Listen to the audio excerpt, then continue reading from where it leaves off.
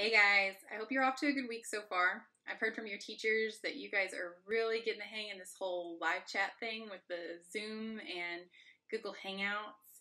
And I gotta tell you, your teachers are loving it, guys.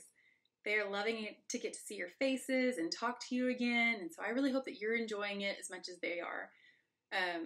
Hopefully you've been able to use it to talk to your teachers and ask them some questions about your work and really get your lessons taken care of. So this is Bella, and she's not off to such a good week. She had to go at the beginning of the week to the vet and get some teeth pulled, so she is really just extra pitiful. And so she's probably going to be right here in my arms for most of this video, and if it's not her, it'll probably be her brother back here. There's nothing wrong with him. He's just sad because somebody else is getting all his love. That's how it happens sometimes, though. So let's get started with our lesson. This is going to be our first actual lesson. Because, we had the getting started video and the optional stuff, but lesson. And it's going to be about superpowers. And yeah, superpowers may be kind of a weird thing to have a lesson about, but we're in kind of a weird time.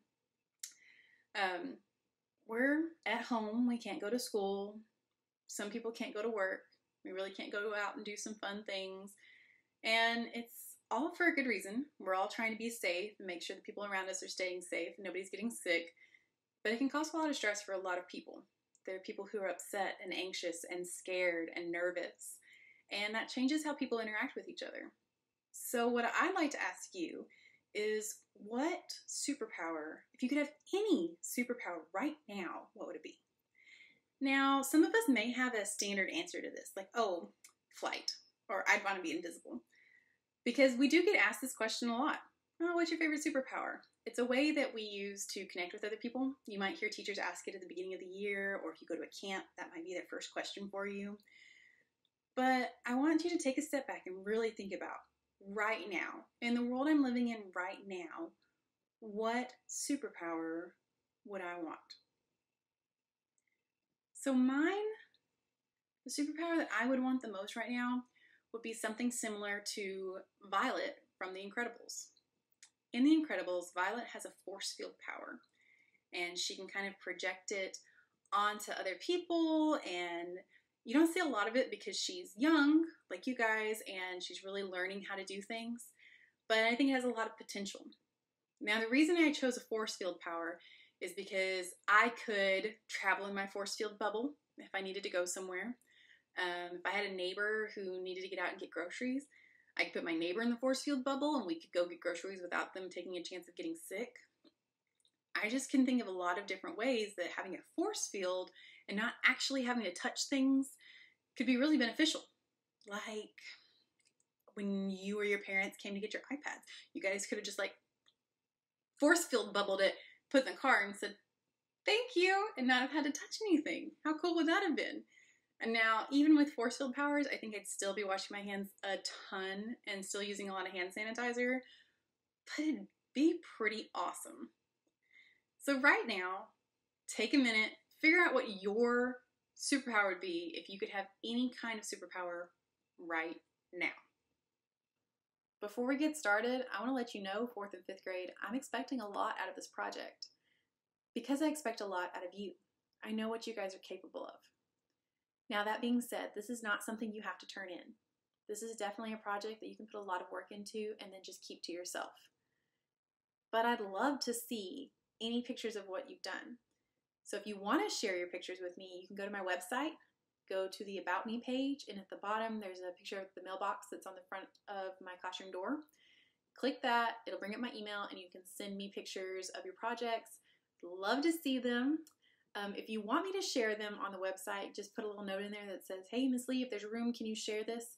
And I might have some pictures that are rotating out of student work, just kind of how we would on the outside of the classroom. Next thing is that if you do decide to pour a lot into this and make it a really in-depth project, which I hope you guys do, because I will. I want to put a lot of stuff into this because it's something that I think is really cool. But if you make that choice, please make sure that your lessons are coming first. Your English and your math and science and social studies, all that needs to come first. If you're putting more than the specials amount of time into this project, that's awesome. That makes my heart so happy you guys don't even know. But I don't want it to interrupt your lessons, because you guys still have to get this stuff turned in. You're still getting a grade on your work, and I want to make sure that that's coming first. Okay, so those were the project rules. Let's move on to the expectations. What's really happening in this project? You've picked out a superpower. Now I want you to consider, how would the superpower affect you? Would it change the way you look, the way you move, the way you sound? What about the way people treat you?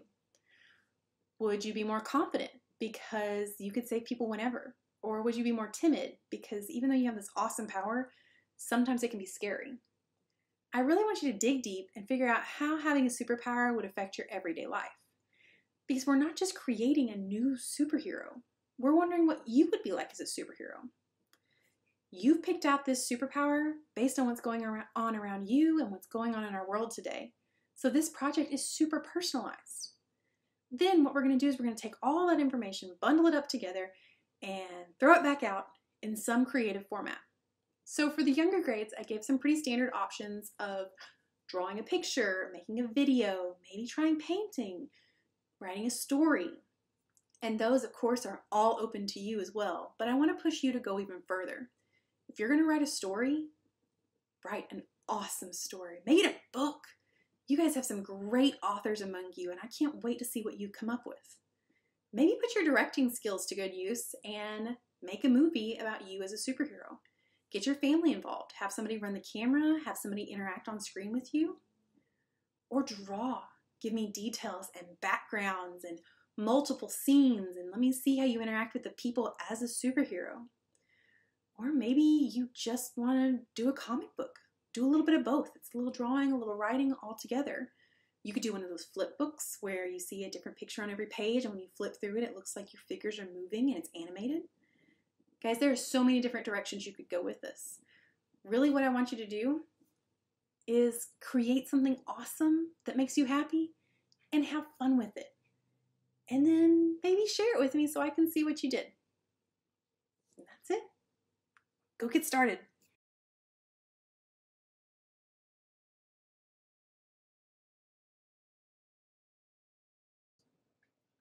Okay guys, so you don't actually have to stay tuned for the whole thing because it's 10 minutes long basically, and I've sped it up by 7. It's just taken forever. But I do want you to at least fast forward to the end and stop in a couple spots if you need some ideas of how to get started. So I told you earlier in the video that my superpower that I would love to have right now would be something like Violet's from The Incredibles, because she has a force field superpower. And I thought that could be really cool to use right now just because I wouldn't have to touch a lot of things, or I could go with somebody who needed to go to the grocery store and like I could force field stuff into the buggy without ever having to touch it. And I thought that would be pretty cool for what's happening around us right now.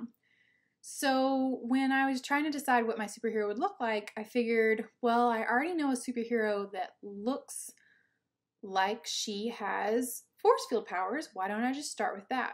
So I pulled up a picture of Violet on my computer, and then I sat down beside the computer and started drawing my version of a Violet. So I just had a picture up where she was actually using her powers so that I could kind of copy that a little bit. And I kept looking back at that, and that's why you'll see me erase a bunch, is because I would do something and I'd look back at the picture and I'm like, no, it needs to be more like this. So I did put a lot of detail into my drawing, but I didn't make it look exactly like her. So right here I started drawing, and in the picture, Violet's eyes are blue. Well, my eyes are green, so I wanted green eyes, and my hair is brown, so I got started with my hair. Now, if you did my optional video about drawing a unicorn, we talked about drawing and coloring hair. Hair is never all one color, so if you're coloring hair, it's a good idea to get 3, 4, maybe even 5 different shades of the same color. So my hair is different shades of brown. I started with this really nice light brown and colored in almost all of it. You can see there's still a couple white streaks, and that's okay because I'm going to be doing a lot of other colors. Then I started adding in a couple darker streaks here and there, and I was coloring the same direction that my hair would go. Because you're going to see those lines in the drawing, I think it's important to keep coloring the direction your hair would be laying. And I just kept filling in and kept filling in, and at the top of the head it's kind of weird to see which way the hair is going to go, so I just kind of guessed my best. But you can still see there's some white marks. Now I went in with an even darker one and just really lightly started kind of shading over and filling in some of the gaps, and I kept coloring in the same direction. Even when I wasn't making actual lines, I was still coloring in that up and down or side to side direction based on which way the hair should go, because that just kind of helps lay it out.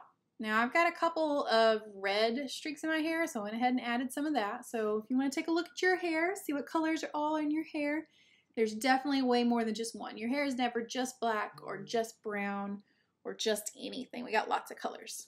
I did the same kind of thing with my skin and with my eyes. It just went really fast.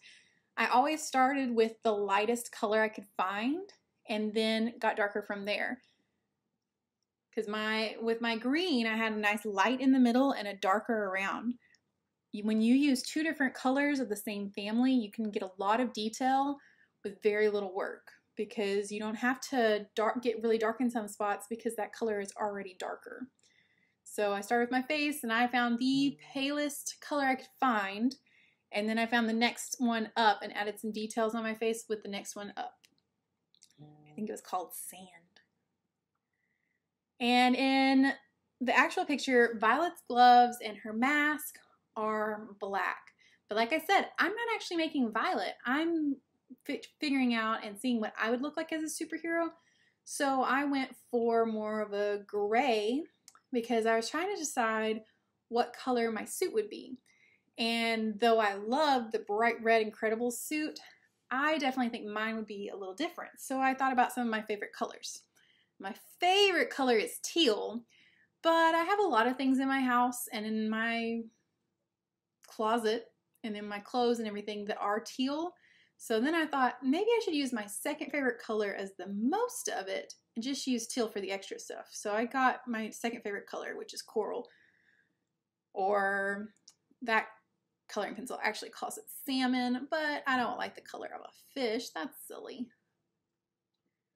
So I went ahead and I colored my whole suit with that salmon/coral color.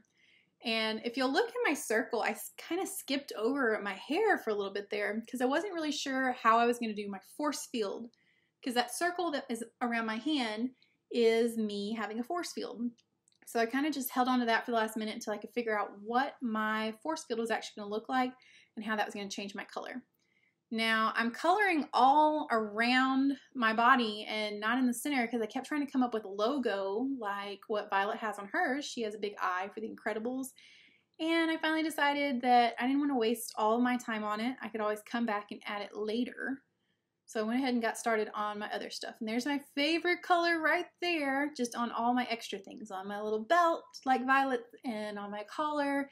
And I do my headband that color too, which if I had a headband that color, I'd probably wear it all the time because it is definitely one of my favorites. I'm wearing a headband today, but it's not that color. It's got pencils on it.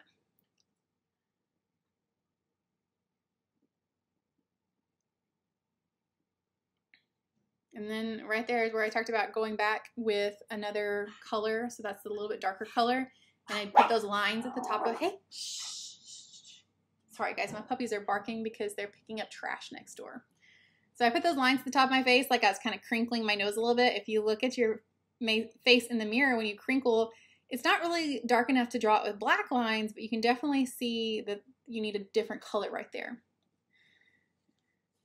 And then I started working on my force field, and I thought, you know, I need to start doing something with my hair.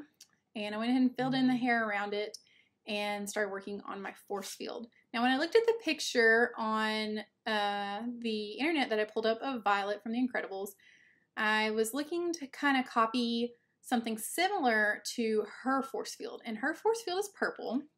And she's got some really cool stuff in hers that the people who animated Violet did with some computer design and a lot of years of practice and stuff. So it wasn't something I could really do exactly, which is kind of even better because I want to let you guys know that they're not going to come out perfect or look exactly what the image that you find online looks like, and that's totally okay.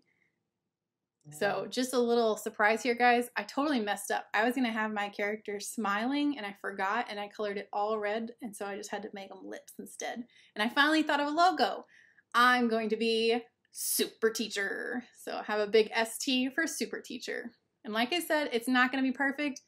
That's okay. It's perfectly you, and I love it just like that.